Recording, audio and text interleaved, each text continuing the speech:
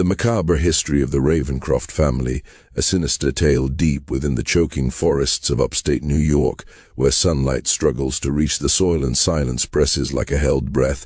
A discovery shattered the illusion of sanctity. Beneath the warped floorboards of an abandoned stone church, workers uncovered a nightmare layered in earth and rot. Countless skeletons lay stacked and scattered, nameless and unblessed, their resting place hidden from the world for generations. When officials examined the remains, horror revealed itself in detail. Bones bore scars of deliberate cruelty, limbs broken and healed only to be broken again, ribs warped by repeated suffocation in water, and symbols etched into marrow as if faith itself had been carved into suffering. For more than a century, records tied to this place were locked away, sealed by authority and silence.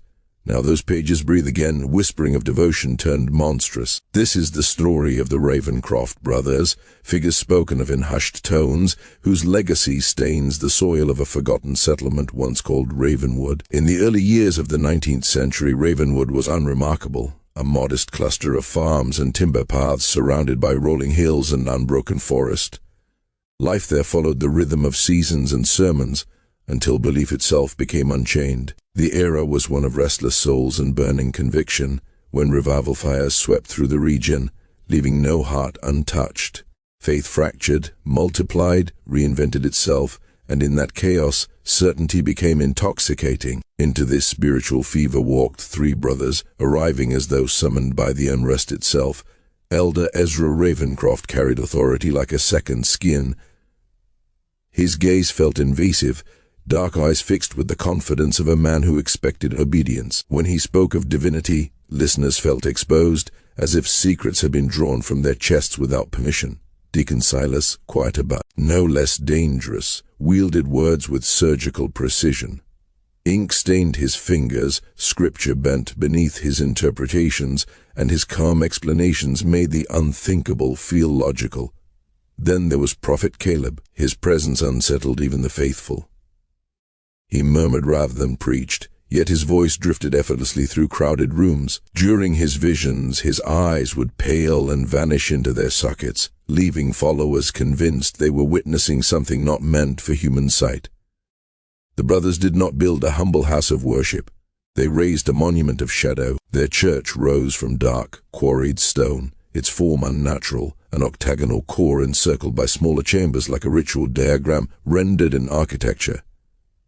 No windows pierced the sanctuary walls. Light was rationed, controlled, forcing congregants to focus inward, where fear and faith blurred together.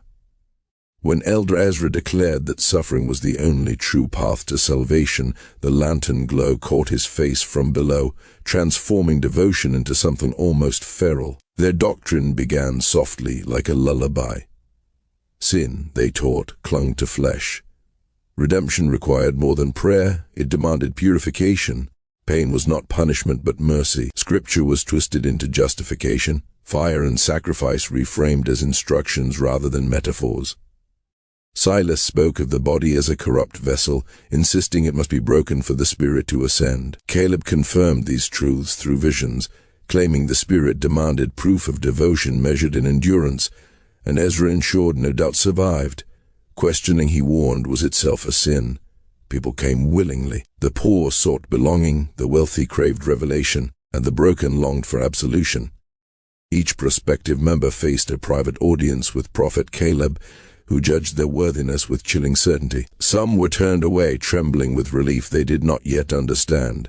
Others were welcomed, unaware they had crossed a threshold that could not be uncrossed.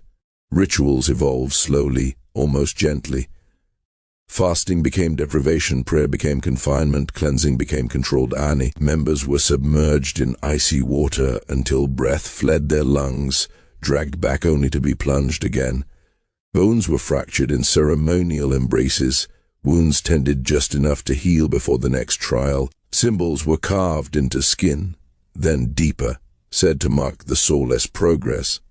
Screams were reframed as hymns. Blood was called testimony. Margaret Wilkins arrived in grief so profound it hollowed her. Loss had stripped her of reason to live, and when Elder Ezra spoke to her of purpose beyond pain, she listened. Within weeks, she surrendered herself entirely, embracing suffering as the final link to her lost family. She was praised for her endurance, held up as an example, until one night she failed to rise from the purification chamber. Her absence was explained as ascension. Her body was never mentioned again. Years passed. The church grew quieter, more insular. Outsiders sensed something wrong but lacked proof. Those who entered rarely returned. When questions were asked, the brothers claimed persecution, reinforcing the faithful belief that the world feared their truth. Then, suddenly, the Ravencrofts vanished. The church was abandoned. Ravenwood slowly emptied, its name fading from maps. When the graves were finally uncovered, the forest seemed to exhale, as though releasing a secret long buried. The bones told stories no sermon ever could. Suffering had not saved these souls. It had consumed them. And as the final records whisper their revelations, one truth lingers in the dark, refusing to fade. Faith, when unquestioned, can become the most terrifying force of all. She wrote later that his gaze did not rest on her face, but passed straight through it as if her skull were made of glass and her thoughts were exposed to judgment. In the pages of a journal recovered decades later, she confessed that when he spoke of her grief, he named it with impossible accuracy. He told her that pain was not abandonment but preparation, that loss was not cruelty but selection. For the first time since the ground had swallowed her family, despair loosened its grip. Hope returned, thin and trembling, wearing the mask of purpose. By the late years of that decade, the Church of the Pure Spirit had swelled into something no longer small enough to ignore. Devotion clustered around the dark stone building like a second settlement. Crude homes pressed close to its walls as if seeking protection or approval. Others remained in Ravenwood itself, yet their lives revolved around the compound, their time, labor, and thought slowly redirected inward. The Ravencroft brothers spoke gently of release from earthly burdens, urging followers to surrender property, savings, heirlooms, anything that anchored them to the world beyond the church. Attachment, they warned, was the final chain binding the soul to corruption. Those who proved especially obedient were offered elevation. They were called vessels, honored titles bestowed with solemn ceremony. With the title came trials. At first, the rituals appeared severe but survivable. Food was withheld until hunger became prayer. Sleep was denied until exhaustion blurred reality. Bodies were submerged in freezing water, dragged beneath the surface again and again, each gasp framed as the death of the sinful self. Outsiders saw discipline. Insiders felt pride. What few understood was how precisely the line was being moved, inch by inch, until endurance became expectation and fear felt like faith. The Ravencrofts were patient architects of descent. Each act prepared the next. Resistance softened. Pain normalized. By the time construction began beneath the church, an expanding labyrinth carved into earth and stone, the brothers no longer needed force. Control had already settled into muscle and mind. Thoughts were guided before they were spoken. Doubt dissolved before it could form. The church no longer merely occupied space above ground. It grew roots, burrowing downward, preparing for what was to come. Darkness announced itself on the longest night of the year. The winter solstice arrived wrapped in silence and frost, and with it a summons that could not be refused. Elder Ezra declared that a revelation had been received, a vision too urgent to delay. As night fell and cold sharpened the air, followers gathered within the windowless sanctuary, bodies packed close, breath visible, lanterns extinguished. Only candles remained, arranged in a vast spiral carved deep into the floor, winding inward toward a raised platform that waited like an altar. One man would later escape and speak of what followed, his words shaking even as he testified. He recalled how Elder Ezra, his voice climbed higher and higher, abandoning warmth for fervor, declaring that all previous trials had been rehearsal. The spirit, he said, had grown dissatisfied. Progress had been too gentle. Salvation demanded courage greater than comfort, obedience deeper than survival. Then Prophet Caleb emerged. Witnesses said he did not walk so much as twitch forward, limbs stiff, movements uneven, skin drained of color as if life itself had stepped back. His eyes rolled upward, leaving only white, and when he spoke, the sound was not language as men understand it. It was a cascade of fractured noise, animal and shrill, echoing off stone and bone alike. The congregation stood frozen as the sounds rose and broke, until Caleb collapsed onto the floor in a sudden violent stillness. When he stood again, silence followed him like a shadow. His voice returned, calm and commanding, wrapped in authority that pressed down on every listener. The spirit, he announced, had chosen its first offerings. Names were spoken aloud, 3 souls called forward, each trembling, each convinced this was honor rather than execution. They were led to the center, guided by Deacon Silas with hands steady and expression unreadable.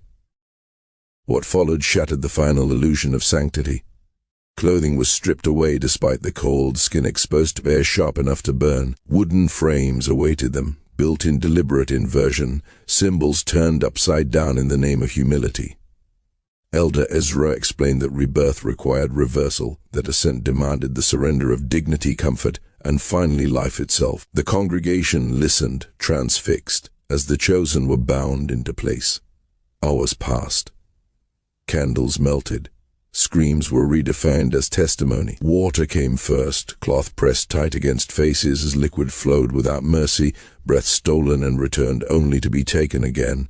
Fire followed, heated metal kissed to skin in brief, calculated moments, leaving marks arranged with ritual precision. Earth closed in next. Soil packed tight around bodies, weight crushing lungs as the buried fought instinct itself. Each trial was named purification. Each agony was called love.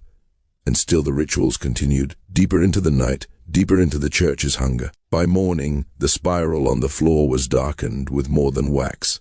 The congregation emerged changed, bound tighter than ever by shared horror and sanctified silence. What happened that night was never spoken of openly again, yet it became the template, the beginning of a descent from which no one truly returned.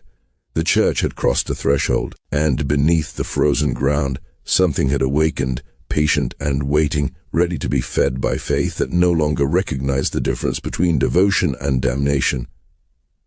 The next ordeal stripped away what little humanity still clung to the ritual. Ice burned worse than flame as their bodies were forced again and again beneath freezing water, lungs collapsing into panic, consciousness slipping away only to be dragged back by cruel hands. Each revival was deliberate. Each return to breath was framed as mercy. The man who later fled would struggle to describe what followed, his memory breaking apart under the weight of it. He admitted that his stomach turned, that his vision darkened, that his body rebelled even as his mind tried to understand. Yet one truth surfaced again and again through every account. Throughout the torment, the chosen were urged to welcome their agony. Pain, they were told, was proof of favor. When screams tore from their throats, the congregation answered in unison, voices rising in a chant that echoed off stone and bone-like, a mantra that bound suffering to salvation until the two became indistinguishable. What horrified survivors most was not only the cruelty, but the response it inspired. Some wept silently, unable to watch yet unable to leave. Others stared with glazed eyes and trembling smiles, faces lit with awe rather than revulsion. Years of careful conditioning had taken root. Pain had been rewritten as progress. Endurance had become holiness. And now, at last, the lesson bloomed in full. As night thinned toward morning, the bodies on the frames sagged, emptied of resistance. Clinging to life by little more than instinct, they still breathed. Barely. Elder Ezra stepped forward and declared that the cleansing was complete. Sin, he said, had been burned away. What remained were vessels prepared to receive something greater. What came next would carve itself into memory like a wound that never closes. Prophet Caleb approached them one by one, laying his hands upon their heads, leaning close enough to whisper words meant only for dying ears. Witnesses later said the air itself seemed to tighten. Then the bodies convulsed with impossible force, spines arching, restraints groaning, the sound of breaking bone cutting through the sanctuary like a snapped branch in a silent forest. Eyes flew open, bloodshot and bulging, mouths working in frantic rhythm as unfamiliar sounds spilled out, the same fractured language Caleb had uttered before. It did not sound human. It did not sound alive. By the time the sun rose, all three were dead. Elder Ezra announced their triumph with calm certainty. They had ascended, he proclaimed, lifted directly into heaven without the burden of judgment. Their bodies, now emptied, were sacred remnants, proof of divine approval. Burial was denied to them. Instead, they were carried below, into the newly carved depths beneath the church, arranged carefully on cold stone where others could kneel before them and pray for the same fate. Records seized much later would reveal that these were only the beginning. The catacombs would not remain empty for long. Morning brought clarity to a few. Quiet departures followed, belongings gathered in silence, fear carried away like a contagious disease. One man fled with shaking hands and a mind split by what he had seen. For years he said nothing, convinced that such horror would be dismissed as madness in a nation that believed itself righteous. Those who stayed clung tighter to the brothers, devotion hardened into something fanatical and unbreakable. The line had been crossed, murder had been sanctified, death itself had been folded into ritual, transformed into sacrament. Behind closed doors, the brothers understood what they had achieved. They had shown their followers the truth without disguise, and still they remained. From that moment forward, nothing was forbidden. The first ascension was not an ending, it was a door thrown open. The years that followed unfolded quietly to the outside world. The church continued its public life, preaching renewal and compassion, hosting gatherings, donating to causes that reinforced its image of benevolence. It blended seamlessly into the wider religious fervor of the region, another voice among many calling for salvation. No one suspected what lay beneath the stone floor. No one imagined what was growing in the dark. Below ground, the church expanded like a living thing. What began as simple story spaces became corridors, chambers, hidden rooms that stretched far beyond the footprint above. Outsiders were dismissed. Only the most loyal were allowed to dig, their labor framed as devotion. By the time the network was complete, it had become a subterranean temple, each space assigned a purpose within the brothers' theology. Isolation rooms where candidates were stripped of time and identity. Chambers where trials reshaped bodies and minds. A final room where life ended under prayerful watch. And deepest of all, a place reserved for the dead. The bodies were not given to earth. They were kept, preserved, honored. Some were altered through methods borrowed from forbidden texts, their flesh dried or treated to slow decay. Others were left to change naturally, watched as if transformation itself were holy. The presence of the dead became central to worship. Followers prayed beside them, touched them, whispered hopes into mouths that would never answer. Death was no longer feared, it was desired. And so the church endured year after year, hidden behind hymns and charity, while beneath the ground faith fed something unspeakable. What had awakened in the frozen soil did not sleep again. It grew patient, confident, sustained by belief that had forgotten mercy. In that place, devotion did not save, it consumed. And the shadows beneath the church stretched longer with every life offered willingly into the dark. Some were not preserved at all, but erased. Flesh was stripped away by methods so deliberate and controlled that investigators generations later could only guess at how it had been done. What remained were immaculate skeletons, pale and silent, arranged with reverence inside the deepest chamber. They were posed as if caught mid-prayer, spines bowed, hands lifted, jaws fixed in expressions that suggested rapture rather than death. Wire held them in place, thin and almost invisible, turning human remains into a permanent congregation frozen in devotion. To those allowed inside, it did not feel like a crypt. It felt like a sanctuary. One woman who would eventually escape described these chambers with a clarity that still unsettles those who read her testimony. She said the first thing that struck her was not rot but scent. The air was thick with sharp chemical notes, alcohol biting at the throat, resin and oil clinging to the lungs, undercut by a strangely sweet undertone she could not name. The brothers claimed it was holiness made manifest, the perfume of sanctity. She later learned the truth. These were the tools of preservation, substances meant to halt decay, to keep death present and useful. She explained that no one was shown everything at once. New members were told the chambers were symbolic, spiritual metaphors hidden beneath the church. Later they were permitted to see the outer rooms where nothing overtly horrific was displayed. Only after years of obedience, sacrifice, and silence were the most loyal invited deeper.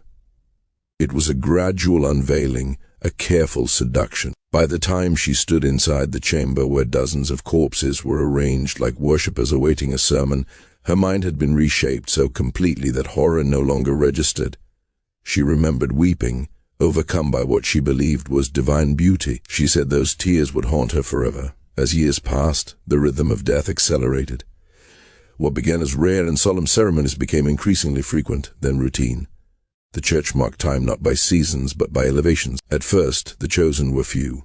Then more were called. Soon special nights demanded greater offerings. The calendar filled with sacred dates that required blood. Each ritual followed familiar patterns, yet no two were exactly the same. Variation was deliberate. Uncertainty kept fear alive. Fear kept devotion sharp. Selection also changed. In the beginning, those chosen were the forgotten, people without ties, without voices, without anyone to ask where they had gone. Later, confidence replaced caution. Families deep within the congregation began to receive what the brothers called blessings. To offer one's own child was framed as the highest proof of faith.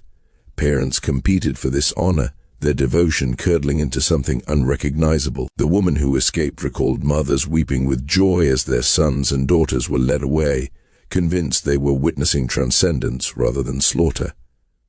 Only years later did she understand what had been done in the name of belief. Within the inner circle, power slowly shifted. Elder Ezra remained the commanding presence, the voice that shaped obedience. Deacon Silas continued to provide intellectual armor, weaving scripture and scholarship into justification. But it was Prophet Caleb who began to dominate. His visions dictated everything. He chose the candidates. He designed the rituals. His words carried unquestioned authority. Those closest to him noticed changes they dared not speak aloud. His writings grew erratic, fragmented, obsessed.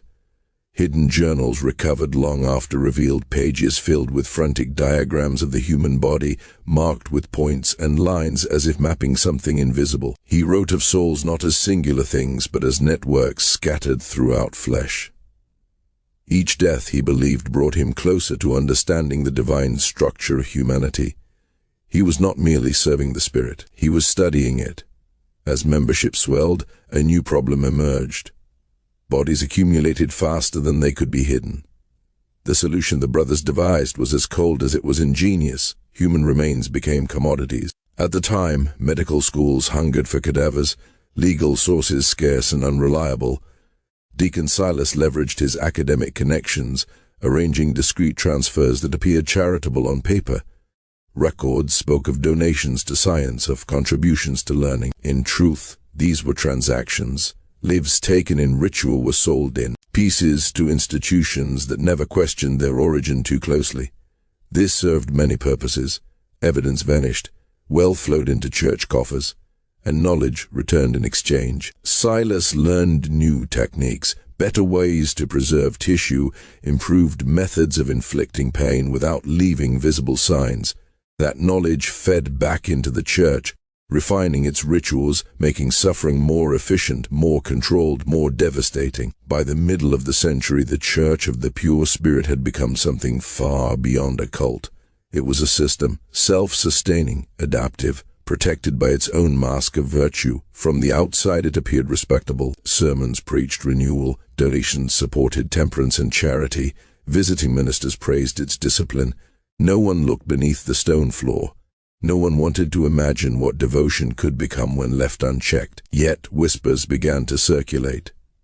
People noticed how many arrived and were never seen again. Former members who fled carried silence like a wound, their fear louder than any accusation.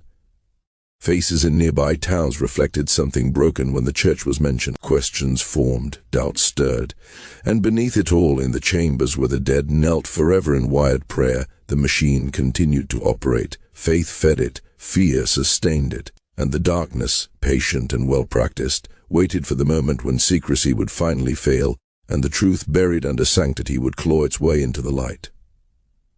The murmurs that drifted through nearby towns did not arise from revelation but from coincidence. A routine inquiry into irregular money flows brushed against something rotten, something hidden too carefully to remain invisible forever. Yet even then, exposure was distant, still years away. For the present, the Church of the Pure Spirit continued its work undisturbed, wrapped in hymns and order, protected by the absolute devotion of followers who had been trained to believe that taking a life was the purest form of praise. To the world beyond Ravenwood, nothing appeared amiss. The Church flourished openly, riding the same wave of revival that swept across the region. Its grounds expanded into what resembled a model religious settlement. Dormitories rose for the unmarried faithful. Small family homes lined neat paths. Workshops hummed with labor, producing goods sold in nearby markets. Children attended a modest school where scripture was taught alongside obedience. Visitors remarked on the discipline, the harmony, the prosperity. Everything looked righteous. Everything looked safe. The Ravencroft brothers understood appearances. Access to the compound was carefully controlled. Only those already inclined to believe were welcomed inside, along with select community figures whose approval lent legitimacy. During these visits, guests saw cooperation, prayer, shared meals, and smiling devotion. What they never witnessed were the rituals performed after nightfall, the doors sealed, the earth listening. They did not see the chambers below, nor the bodies, nor the carefully maintained cycle of elevation that continued without pause. Wealth accumulated quietly. Donations poured in from followers encouraged to surrender all earthly ties. Profits flowed from enterprises conducted in the church's name but directed elsewhere. Even the dead contributed, transformed into currency through discreet exchanges with institutions that asked no questions. The brothers lived simply in public and luxuriously in private, cloaked by faith and fear alike. The first thread to unravel this illusion appeared in the late years of the decade, when a postal inspector named James Thornhill began tracing unusual financial patterns across several upstate communities. His work was meant to be mundane. Instead, it led him repeatedly back to one place. The Church of the Pure Spirit handled money in ways that defied explanation. Large sums appeared suddenly, always in cash, deposited without clear origin. Transfers were made to distant medical colleges marked with vague descriptions that suggested charity while explaining nothing. The amounts were too consistent, too institutional, too precise. At first, Thornhill suspected little more than impropriety. That changed when he met a woman who had fled Ravenwood with terror, still etched into her face. She spoke hesitantly, as if words themselves might summon punishment. Only after long silence did she describe what she had seen. Rituals hidden beneath the church. Bodies kept below ground. A sister chosen for blessing and never returned. Children disappearing under the promise of holiness. Her account was so extreme it bordered on madness. And yet, every detail aligned perfectly with the financial anomalies Thornhill had already documented. He reported his concerns, but the response was cold. Churches were protected, faith was sacred. Accusations required proof beyond imagination. Without authority to act, Thornhill continued alone, quietly weaving a network of observers around Ravenwood. He listened. He waited. One of those who came forward was a physician in Albany, a man accustomed to death but unsettled by patterns. Cadavers sent for study from the Church for the Pure Spirit bore signs that did not belong to natural endings. Old injuries partially healed, trauma inflicted before death, consistent marks suggesting suffocation paired with extreme physical stress. No two bodies told different stories. They whispered the same truth in flesh and bone. When the physician shared his findings, he did so in secret. Reports were written carefully, clinically, stripped of emotion. Together they formed the first scientific indication that what the former members described was not delusion, it was systematic. Still, no doors were broken, no warrants issued. The church remained untouched, its sermons uninterrupted, and beneath the stone floor the rituals continued. Then something within the machine began to fracture. Prophet Caleb, whose visions had guided the church deeper into darkness, began to unravel completely. For years his writings had grown erratic, his obsessions sharper, his authority unquestioned. Now his mind turned against him. He spoke of walls breathing, of invisible structures hanging in the air, of the divine anatomy revealing itself without invitation. His sermons frightened even the faithful. His trances stretched too long. His words no longer followed doctrine, only compulsion. Elder Ezra and Deacon Silas understood the danger. The illusion of control depended on consistency. Caleb was becoming unpredictable. Publicly, they explained his absence as sacred retreat, periods of intense communion beyond mortal understanding. Privately, they locked him away. A room was built deep beneath the church, far from the sanctuary, sealed by stone and distance. There, Caleb was confined, his screams swallowed by earth, his visions echoing only off the walls. It might have ended there. It did not. One night, vigilance faltered, a door was left unsecured, a guard looked away, and the prophet, consumed by revelation, or madness or both, escaped. What followed would mark the beginning of the end. When Caleb emerged from the depths, he was no longer the conduit the church had worshipped. He was something fractured and feral, driven by knowledge he believed only he could complete. He moved through the underground passages with desperate purpose, shouting truths that were never meant to surface. Above ground, followers would later recall strange noises rising through the floor, prayers interrupted by sounds that did not belong to any ritual. By dawn, the careful silence that had protected the Church of the Pure Spirit for decades was broken. The darkness that had thrived beneath sanctity had finally begun to leak, and once it did, it could not be contained again. He did not flee like a man seeking freedom. He moved like something being dragged by revelation itself. Somehow, impossibly, Prophet Caleb tore himself from iron and prayer alike, crawling through the catacombs with skin flayed and mind aflame, guided by voices that no longer asked permission. The tunnels carried him far beyond the church, as boundary, past sacred ground, past consecrated lies, until cold air and moonlight spilled over him in the forest beyond. What followed would be whispered about for generations, remembered not as an escape, but as an eruption. The town of Ravenwood had gathered in innocent celebration, hands stained with soil, laughter rising with the promise of summer planting. Children ran between tables. Hymns floated gently over the square, then the crowd parted. From the edge of the trees emerged something that did not belong to daylight. Naked, bleeding, carved with wounds he himself had etched into flesh, Prophet Caleb staggered forward like a living indictment, his eyes burned with a clarity that felt wrong. Silence fell, thick and suffocating, as he climbed the steps at the center of the square and raised his arms, blood dripping onto the stones. He declared himself no longer human, but a vessel filled and rewritten by the AI pure spirit. His voice carried sharp and merciless, slicing through disbelief, as he spoke of what lay beneath the church. He described the rites with obscene precision, the sanctified killings, the way blood was believed to strengthen communion with the unseen. He screamed that dozens had already been emptied, that their essence lived inside him now, that the chambers below held the honored dead and the waiting future. He promised the crowd glorious suffering, not as threat, but as invitation. Panic shattered the gathering. Some fled, others froze. The authorities rushed him, believing they were restraining a madman lost to delirium. But when he spoke his true name, when he claimed blood kinship with the Ravencroft line itself, the air shifted. Madness took on weight. Rumor hardened into possibility. By the next day, Thornhill arrived. He found no prophet, only a man collapsing under the gravity of his own truth. Caleb drifted between absolute stillness and violent confession, between silence that felt like death and outbursts that poured horror into the room. In these moments, he gave names, rituals, routes, purposes. He drew maps with trembling hands, tracing tunnels that should not exist, marking entrances hidden beneath scripture and stone. He described the chamber of saints with reverence and dread, detailing where the elevated were placed, how the dead were arranged to watch the living. This was no incoherent rambling. This was structure, with testimony aligning too perfectly with stories long dismissed. Authorization finally came. The seal broke. The investigation was ordered, but truth travels fast through fear. Word reached Elder Ezra and Deacon Silas before law could touch the church. Their response was immediate and merciless. A plan long prepared was activated, something recorded in Scripture only as a necessity of purification.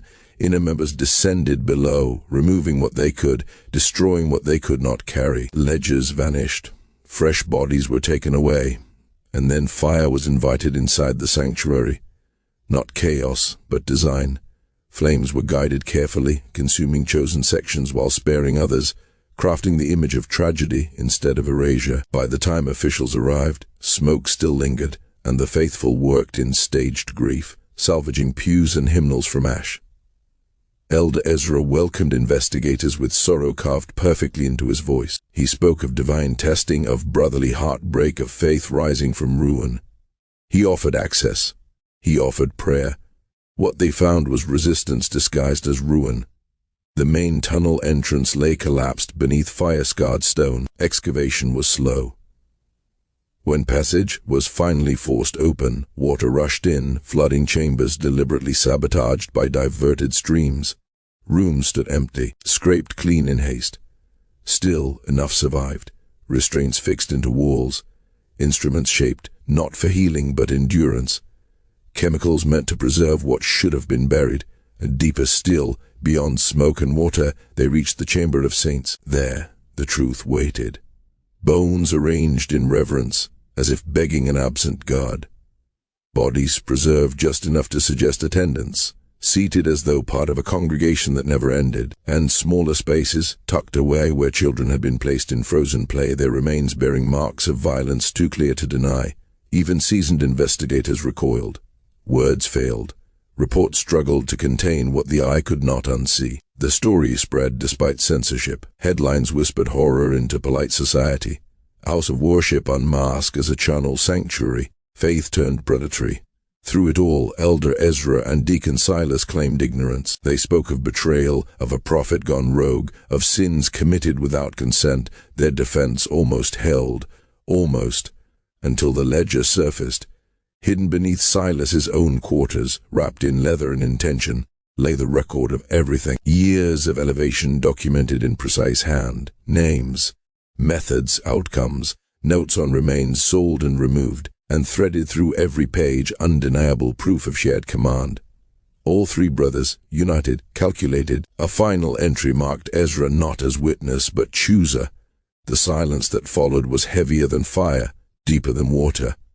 And Ravenwood learned, too late, that evil does not always hide in shadows. Sometimes it kneels beside you in prayer. Justice arrived not as thunder, but as a slow, grinding inevitability. When Elder Ezra and Deacon Silas Ravencroft were finally taken into custody, the air around Ravenwood felt altered, as though the land itself had exhaled after decades of restraint. Accusations of murder, fraud, and the defilement of the dead followed them like a funeral procession.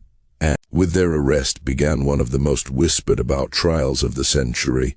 It became a spectacle not because of what was revealed, but because of what authorities feared to reveal. Much of the most grotesque evidence was sealed away, hidden from public eyes under the justification of preserving moral order and protecting fragile faith.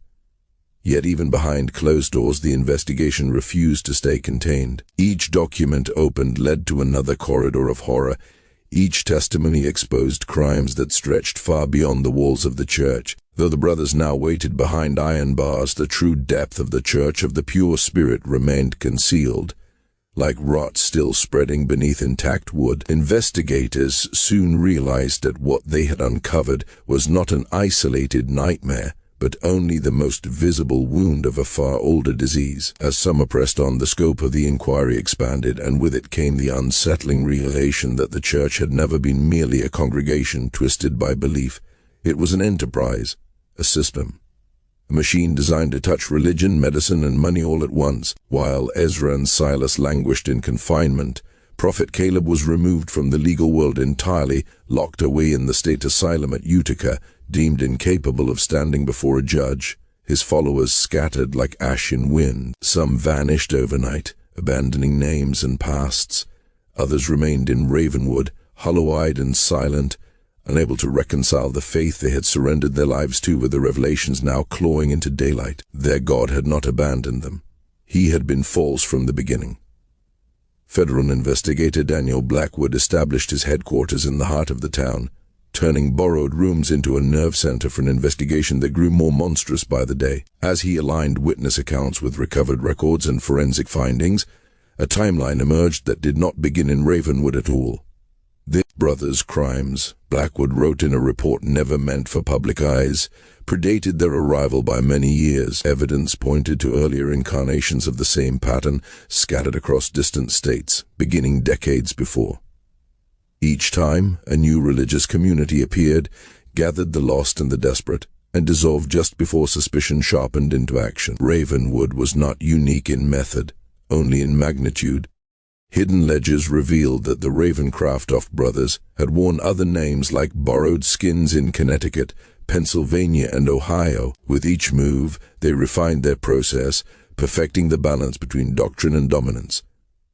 Their theology evolved, shedding crude superstition for something colder, more deliberate. The Church of the Pure Spirit was not born in revelation, but engineered through repetition and failure, shaped into a belief system that justified atrocity while disguising intention.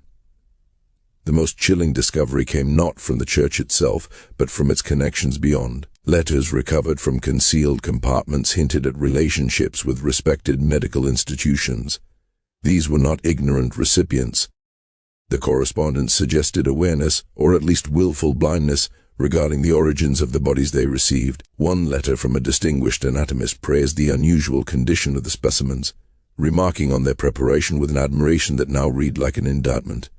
The bodies bore signs not only of death, but of prolonged study while still alive. With this revelation, the narrative shattered completely.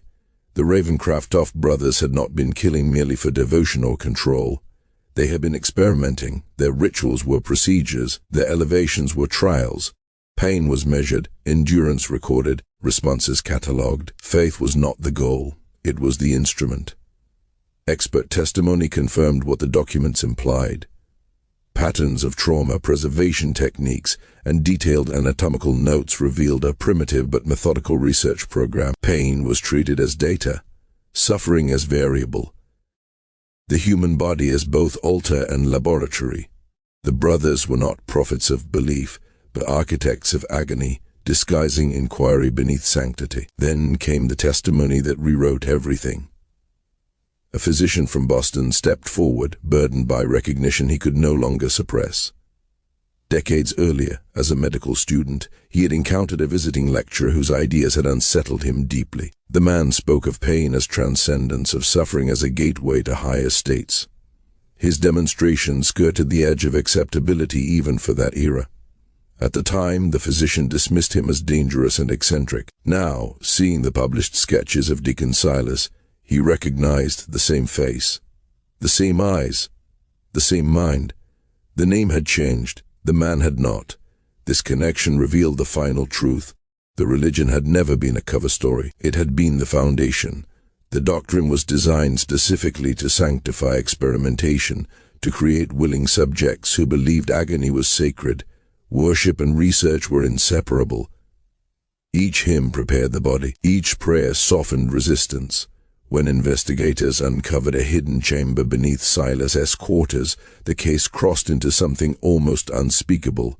Hundreds of notebooks filled the space, stacked with obsessive care. Pages overflowed with anatomical sketches, procedural notes, and observations stripped of spiritual language. As years progressed, early entries spoke of souls and purification. Later ones spoke only of responses, durations, thresholds.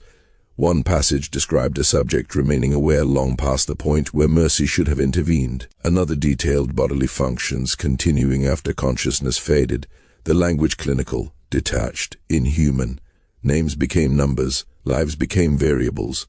By the time the journals ended, faith had vanished entirely from the pages. What remained was something far worse, not madness, not belief, but curiosity, unrestrained by conscience, kneeling comfortably inside a church. And even as the brothers awaited judgment, investigators understood that the true horror of the Church of the Pure Spirit was not confined to one trial, one town, or one generation.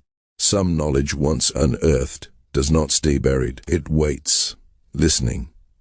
The final fragments of evidence did not arrive with spectacle, but with the cold precision of ink on paper. Clinical notes spoke of blood volume drained to catastrophic levels, of bodies enduring far beyond what mercy or nature would allow. The language was detached, almost reverent in its devotion to measurement, and when these records were placed before Elder Ezra during his interrogation, something inside him finally fractured. The man who had cloaked himself in prayer and humility for decades broke into laughter that echoed unnervingly through the room. It was not joy. It was not hysteria. It was revelation. When he finally spoke, his voice carried no regret, only contempt. He insisted that the investigators were blind, that they clung to false divisions. The force they served, he claimed, wore many masks. To some it was God, to others discovery. He argued that his followers had not been wasted but invested. Their pain, he said, had advanced understanding that timid minds would never dare seek. In his view, suffering had been transformed into contribution and death into legacy. Those words sent tremors through institutions far beyond Ravenwood. Medical schools and respected physicians who had once quietly benefited from the church's offerings suddenly found themselves dragged into scrutiny they could no longer evade. Questions spread like infection through lecture halls and laboratories. How much had been known? How much had been ignored? And how easily curiosity had silenced conscience. What began as a criminal case now threatened to expose the moral rot buried deep within the foundations of respectable science. As the leaves began to fall, the earth around the church was torn open layer by layer. Each spade of soil revealed the inadequacy of earlier estimates. What had once been counted in grim speculation became undeniable fact as bones surfaced in numbers that defied belief. Investigators realized the underground chambers had grown outward like a living thing, expanding as the operation matured. Tunnels reached beyond the church grounds, slipping beneath neighboring land, swallowing more lives than even the most horrific confessions had suggested. The dead were not contained by walls, they had been absorbed into the land itself. Then came the letters. Buried among correspondence were indications that not every victim had knelt willingly. Messages described travelers passing through nearby towns, men and women with accents that marked them as outsiders, immigrants seeking work, laborers without ties. They were identified, evaluated, redirected. Promises of employment were bait. Ravenwood was the hook. The language was casual, efficient, stripped of humanity. These discoveries shattered the last illusion that the church's crimes were confined to fanatic devotion. What stood revealed was something far colder: organized acquisition, selection, elimination. The case shifted from cult atrocity to systematic hunting. And still, the darkness had more to give. The true turning point came when a man long thought lost was finally found. Living under another name, far from New York, the former accountant of the church had survived by disappearing. For years he had carried the knowledge alone, haunted by ledgers he could not forget. When brought before investigators, his testimony spilled out in a torrent of fear and relief. He spoke of transactions that no longer aligned with faith or charity, of coded entries that matched the sudden vanishings of members. When he realized the truth, he had begun keeping his own mental record, knowing that writing anything down would mean death. He described how discovery of his private accounting had sealed his fate, how the phrase "special prayer" had become a death sentence whispered behind smiles. He fled into the night, leaving everything behind except memory. From him came the revelation that broke the case wide open. There was another place, far from Ravenwood, hidden behind trees and distance, stood a farmhouse purchased through intermediaries and silence. It was known among the brothers by a name that mocked innocence: the Garden. Only the highest authority ever went there. Supplies arrived under cover of darkness, equipment, chemicals, restraints, and sometimes people. None were ever seen again. When authorities finally reached the property, they understood immediately that the church had been only the public face of a far more deliberate operation. The farmhouse had been transformed into a research complex designed for endurance rather than ceremony. Rooms were built for prolonged confinement. Tables bore marks of repeated use. Notes detailed studies that extended over weeks, sometimes months. Subjects were kept alive through calculated care, preserved not for survival but for observation. The most unbearable discovery lay in a smaller structure set apart from the rest. It was scaled down. Cells, instruments, records that spoke without shame of age, size, resilience. Children had been brought here, held, studied, broken. The documents did not soften their language. They did not pretend mercy. They catalogued youth as variable, innocence as opportunity. Dozens of young lives had passed through that place, and none had left. When this truth reached the public, restraint collapsed. Newspapers abandoned caution. Headlines screamed of monsters wearing human faces. Crowds gathered, demanding answers that could never be sufficient. Faith shattered, trust burned. The need for justice turned feral. And yet, beneath the outrage, a deeper terror took root. Because Ravenwood was no longer just a story of three brothers and a corrupted church, it was proof that evil does not always arrive screaming. Sometimes it arrives organized, educated, respect it. Sometimes it speaks softly of progress and purpose, while building gardens where no light ever grows. And as the nation demanded punishment, investigators understood something far more unsettling. This horror had thrived not in secrecy alone, but in acceptance. It had been allowed, and that knowledge, once uncovered, does not fade. It watches, waiting for the next place willing to call it holy. As the weight of truth pressed down from every side, even the brothers who had once seemed carved from stone began to fracture. Guards whispered of Elder Ezra murmuring to unseen companions in the corners of his cell, his voice low and reverent as though still preaching to an invisible congregation. Deacon Silas fared worse. When confronted with the full revelations from the garden, the place he had helped conceal and nourish, his carefully maintained intellect collapsed into despair, and he attempted to end his own life rather than face what he had enabled. By the end of that year, the story of the Ravencroft brothers had swollen beyond a single town or church. It became a national obsession, a mirror held up to the darkest possibilities hidden within faith, science, and respectability. Newspapers spoke of the coming trial in tones usually reserved for war or catastrophe, warning that its outcome would ripple far beyond the fate of two men. Yet even as preparations accelerated, investigator Blackwood found no comfort in the momentum of justice. Too many years, too many places, too many transactions that should have raised alarms but did not. The brothers' reach into medical institutions and wealthy benefactors hinted at protection that could not be explained away by charisma alone. Their operation had required money, silence, and tolerance from those who preferred not to ask difficult questions. In his private writings, Blackwood confessed a fear that gnawed at him nightly. What if this was only the exposed surface? What if the machinery that sustained the Ravencroft still turned elsewhere unchallenged? His greatest dread was not that the brothers might escape punishment, but that the full truth might never be known, buried beneath convenience and denial. When winter gave way to the new year, Albany became a city under siege. The trial opened amid suffocating security and crowds that pressed against the courthouse from dawn until dusk. People traveled for days to witness what many called the reckoning of the unholy brothers. Inside, the proceedings unfolded with merciless precision. Witness after witness stepped forward, each voice adding another layer to the nightmare. Survivors spoke of how belief had been shaped slowly, how trust had been twisted into obedience, how suffering had been reframed as virtue until resistance felt like sin. Physicians described bodies marked by patterns no accident could produce, evidence of repeated torment inflicted with deliberation. Financial experts traced the flow of money, revealing profit disguised as piety, commerce hidden behind hymns. But it was the families who broke the room. Mothers, fathers, siblings who described loved ones slipping away under the influence of the church, their letters growing stranger, their language less their own. One woman spoke of her daughter, a bright young girl who entered the congregation full of hope, vanished months later into sacred euphemism. The last message she received urged her to rejoice, to celebrate an honor that required surrendering flesh itself. When she traveled to Ravenwood seeking answers, she was turned away with soft words and scripture, told her child was beyond earthly reach. No body was ever returned.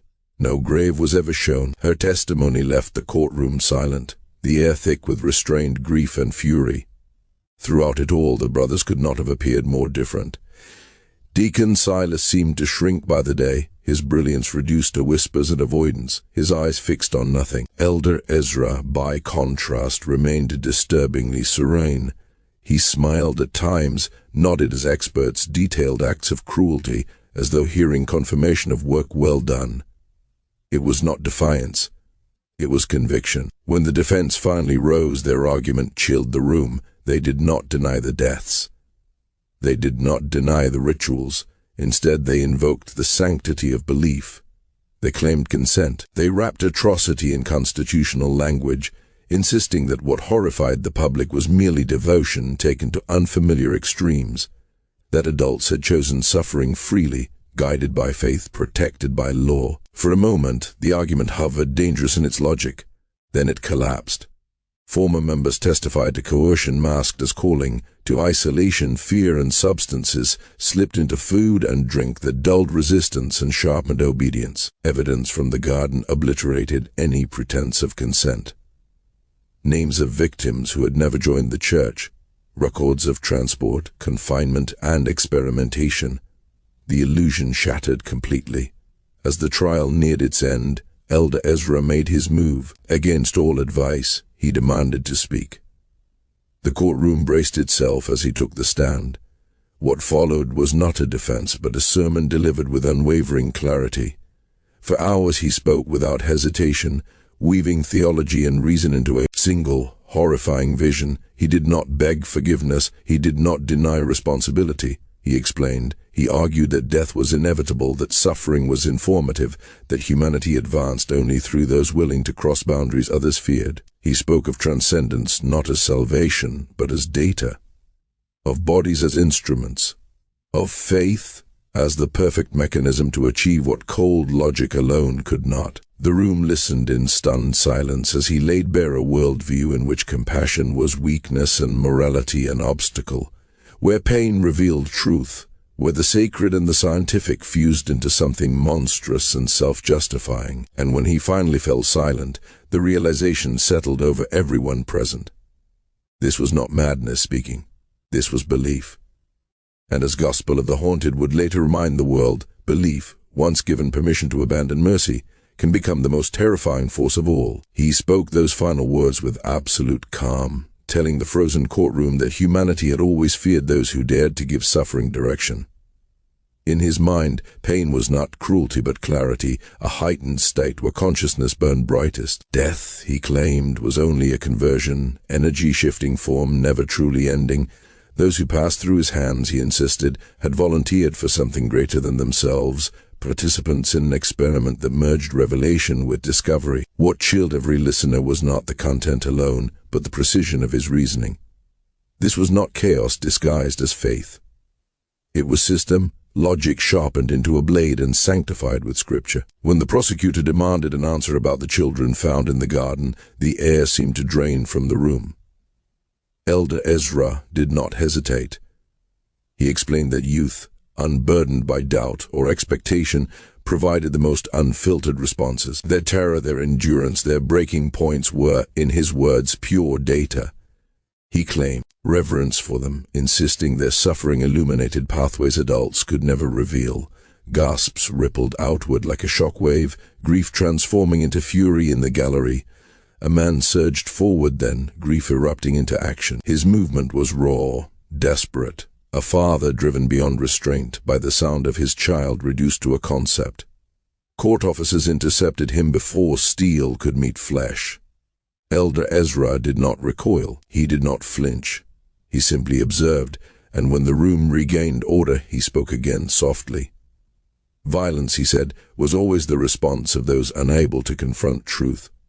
Progress had never arrived without resistance. His voice carried neither triumph nor apology, only certainty. Deacon Silas never took the stand. Whatever brilliance once animated him had collapsed into silence. His counsel pleaded influence, manipulation, a weaker mind bent beneath a stronger will. Mercy was requested, though none was expected. The prosecution's final words cut through any lingering ambiguity, describing a campaign of calculated devastation that had betrayed faith, corrupted science, and annihilated innocence. The jury withdrew and returned with terrifying speed. Guilty, every count, every charge. The sentence followed swiftly, death by hanging. The judge spoke of offenses not merely against law, but against the foundations of human conscience itself. For a moment it seemed the story had reached its grim conclusion. But darkness, as Ravenwood had already learned, rarely ends when expected. Before the rope could be prepared, the past reached out again. Prophet Caleb died behind locked asylum doors under circumstances never fully explained. Official records cited exhaustion of the mind, but whispers suggested hands had helped him cross that final threshold, either his own or those of attendants who feared what he might yet reveal. Days later, fire tore through the jail holding the condemned. Smoke claimed guards and prisoners alike, confusion swallowing certainty. Amid the dead lay a body identified as Deacon Silas by charred jewelry and assumption. Elder Ezra was nowhere to be found. Panic followed certainty as collapse. The search spread outward, notices plastered across cities and borders. Sightings multiplied, none confirmed. Weeks passed, then months. Questions festered. Identification had been rushed, records incomplete. The fire too precise, too convenient. Quietly, investigators considered the unthinkable, that the brothers had not met justice at all. That death had been staged, identities exchanged, escape purchased with loyalty and money siphoned long before the trial began. Funds vanished from accounts tied to the church days before the blaze, withdrawn by a follower who had disappeared as neatly as his masters. And then, as if summoned by suspicion itself, the deaths began anew. A physician in Baltimore was found arranged with deliberate care, limbs positioned in grotesque imitation of the saints beneath the church. A message rested against his chest, simple and unmistakable. The spirit does not forgive betrayal. 2 more followed in other cities, each bearing the same ritual precision, each connected to the investigation. Fear returned, sharper now, because it carried memory. By the time the case officially cooled, no one truly believed it was over. Reports surfaced of distant congregations preaching purification through suffering, their language familiar, their rituals whispered. Nothing ever rose to the level of proof. No arrests followed. Elder Ezra faded into rumor, a shadow moving between belief systems, perhaps preaching, perhaps experimenting still. Blackwood, reassigned and older, carried the weight of unfinished truth with him. In his final notes on the case, he wrote that some evils do not require secrecy to survive. They need only enough people willing to believe that suffering has purpose when spoken by the right voice. And somewhere beyond the reach of gallows and courts, that voice may still be speaking, waiting, listening for those willing to kneel.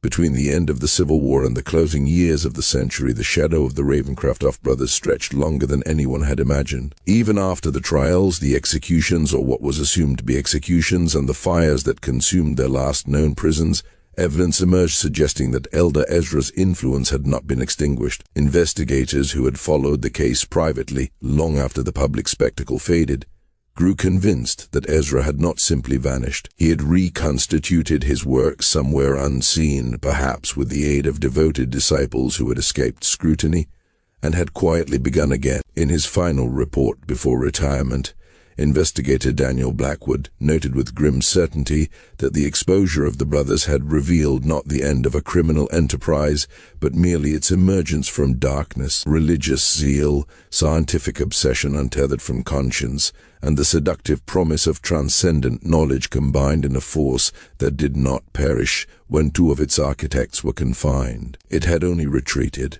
moving into places beyond the eyes of those who sought justice. In the years that followed, fragmented reports surfaced of ephemeral congregations appearing like ghosts. Churches emerged, preaching doctrines echoing the language of the Church of the Pure Spirit, only to vanish before authorities could fully investigate. Each disappearance left behind a faint trace of terror, unexplained absences, and whispers of ritual. None were definitively traced to Elder Ezra. Yet the pattern suggested a hand still guiding events from beyond. Perhaps he had perfected the art of influence, existing in the interstices of belief and obsession, invisible but present, shaping devotion and cruelty with equal skill. The most chilling discovery occurred in 1862 when a small church calling itself the Sanctuary of Divine Understanding was found abandoned near the border of Massachusetts and Vermont. Locals had reported strange sounds and lights, murmurs of chanting carried across the forests at night. Authorities investigating the property uncovered a hidden cellar where evidence of recent ritual activity mirrored the techniques, the implements, the obsessions of the Ravencrofts.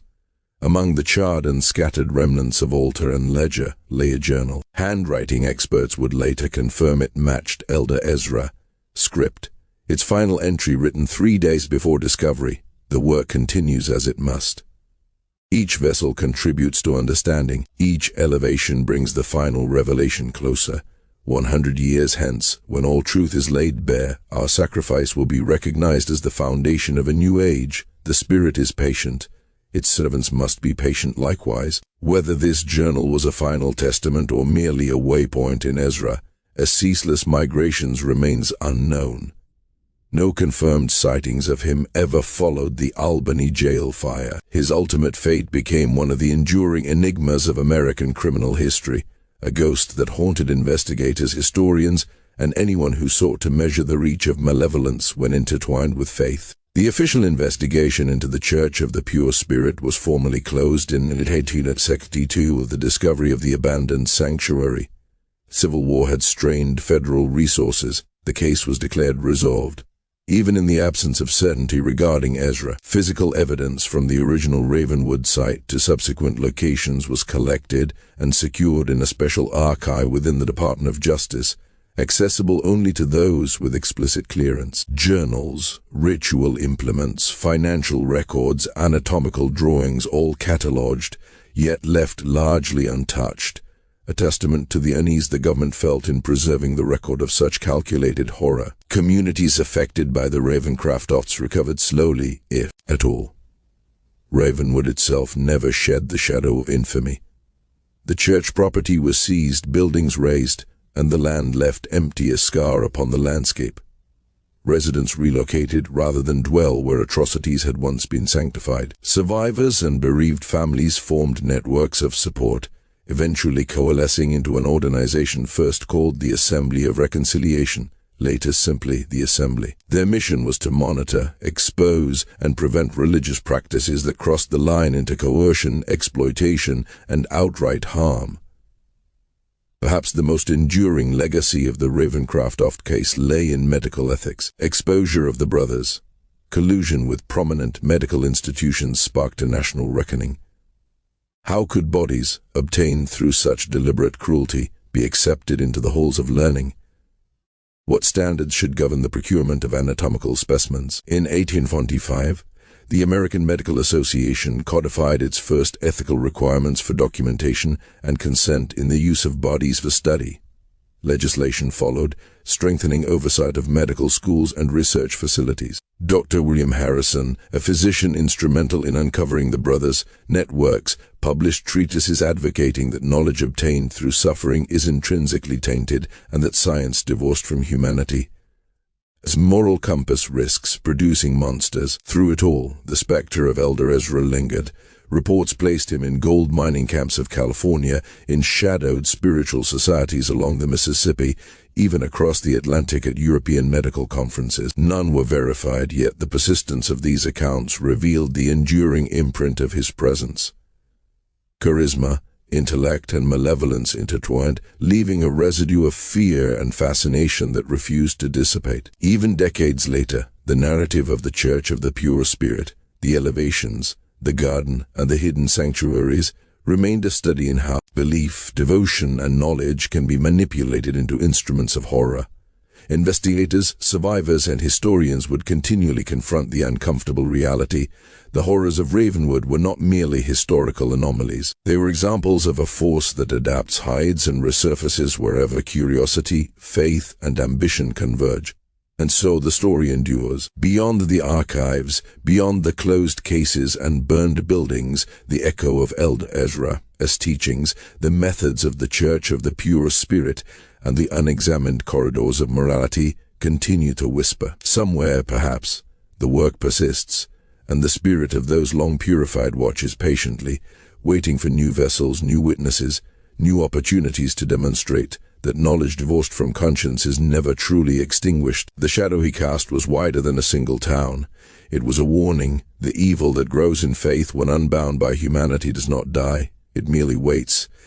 And the world, even today, can feel it listening. In the shadowed forests of upstate New York, long after the last fires had burned, long after the echoes of trial and execution had faded, the story of the Ravencroft brothers refused to die.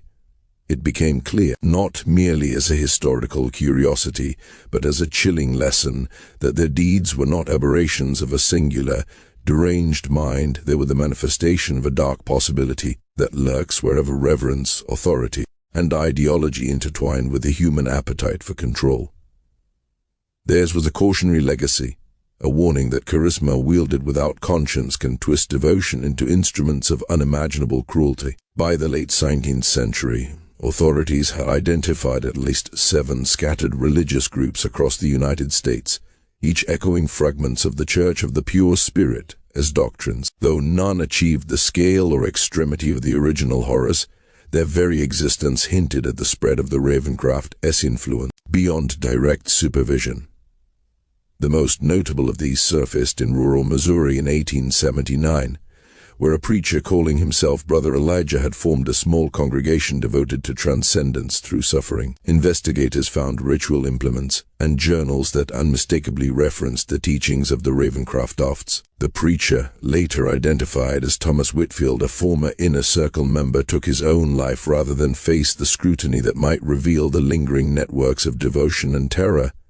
Even in death, the echo of obedience to darkness persisted. The final tangible chapter arrived in 1899, when an anonymous donor delivered a locked iron box to the Harvard Medical School library. Inside lay decades of journals, anatomical sketches, and experimental notes spanning from 1852 to 1898. The handwriting on the latest entries bore the unmistakable signs of Elder Ezra himself, marked now by age yet imbued with the same deliberate clarity that had guided his life's work. The last entry, dated December 31st, 1898, read, "As this century closes, so too concludes my tenure in this vessel. Age has accomplished what law could not. I go to join the pure spirit, content that the seeds we planted have taken root and will bloom beyond imagining. The next generation will build upon our foundation. Suffering was necessary.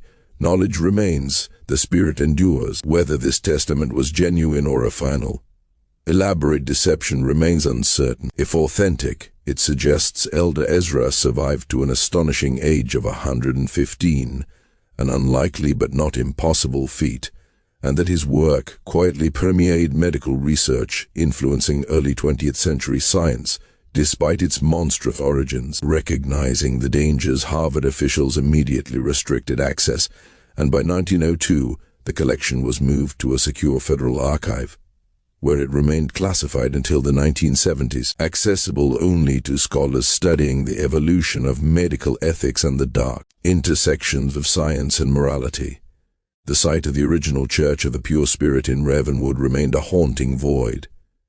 In 1923, the state of New York fenced the grounds, declaring the property restricted, warning of trespassing. Locals whispered of unnatural lights, disembodied sounds, and an oppressive sense of dread that clung to the soil, a lingering aura of the atrocities that had once occurred there.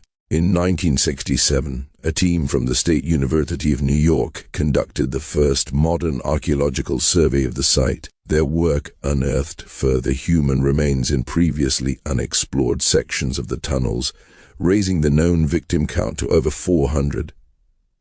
More unsettling was a sealed chamber containing meticulously preserved documents that outlined plans for expansion far beyond Ravenwood. These materials suggested that the Church of the Pure Spirit had been conceived not as a singular hub of terror, but as the initial node in a sprawling network of similar operation, potentially extending across the United States and even abroad, ambitions that Elder Ezra may have continued to nurture after his mysterious escape. Even more than a century later, the legacy of the Ravencroft brothers continues to reverberate. In religious studies, their work is cited as a grim illustration of how incremental normalization of deviant practices, coupled with magnetic leadership, can transform devotion into a weapon. In medical ethics, their case remains a foundation for the principle that knowledge obtained through suffering is corrupted at its source, and that the sanctity of consent and morality is paramount. In criminal psychology, they are early exemplars of organized, methodical predation cloaked in social legitimacy, a reminder that institutional respectability can conceal unspeakable acts. For the communities and families touched by the Church of the Pure Spirit, however, the horror is not abstract. It is tangible, a wound in the fabric of American history that has never fully healed. Descendants of victims and survivors continue to gather at an Albany memorial established in Arlington, too, honoring the lost with the simple inscription, "For those lost to darkness, that their suffering not be forgotten." The questions that haunted Blackwood more than a century ago still linger. How did the brothers cultivate such a seamless fusion of religious authority and pseudoscientific experimentation? Who, knowingly or unknowingly, enabled them? And perhaps most chillingly, how much of their influence persists today, unrecognized in institutions, practices, and ideologies that shape society? The true terror of the Ravencroft saga lies not only in their grotesque actions, nor in the hundreds of lives twisted and extinguished, but in the enduring realization that the dark potential within human belief, the willingness to surrender reason, morality, and empathy remains ever present. The shadows they cast stretched far beyond Ravenwood, far beyond the century that witnessed them, and still, in quiet corners of history, in the echoes of forgotten rituals and the footnotes of scientific treatises, that shadow waits. It listens. It waits for new minds susceptible to its call, new hearts ready to believe that suffering is noble, that obedience can sanctify atrocity. Even now, over 60 years after the Ravencrofts' reign of terror was first exposed, their work whispers through time, a dark reminder that knowledge without conscience is a force that never truly dies. The story of Ravenwood, the garden, the sanctuary of divine understanding, and the hidden corridors of horror endures because the danger it represents is eternal. The evil they wrought grows not in secrecy alone, but in the willingness of humanity to submit, to kneel before a voice promising transcendence through pain. And somewhere, perhaps, that voice still speaks. Waiting, watching, listening. The land where the church of the pure spirit once rose remains hollow, the earth, scarred by foundations that time itself cannot fully erase. On still nights, locals whisper of a silence so unnatural it seems to devour sound, light, even warmth, as if the soil itself remembers the suffering it once drank so eagerly. Shadows linger where faith was twisted and science corrupted, bending human devotion to unspeakable ends. The veneer of civilization feels perilously thin here, revealing how easily authority can transform reverence into cruelty. Even now, the legacy of the Ravencrofts whispers through the air, a voice waiting, watching, listening for those willing to kneel before knowledge divorced from mercy. Some doors, once opened, never close, and the echoes of what was done remain alive, patient, and hungry beneath the quiet earth.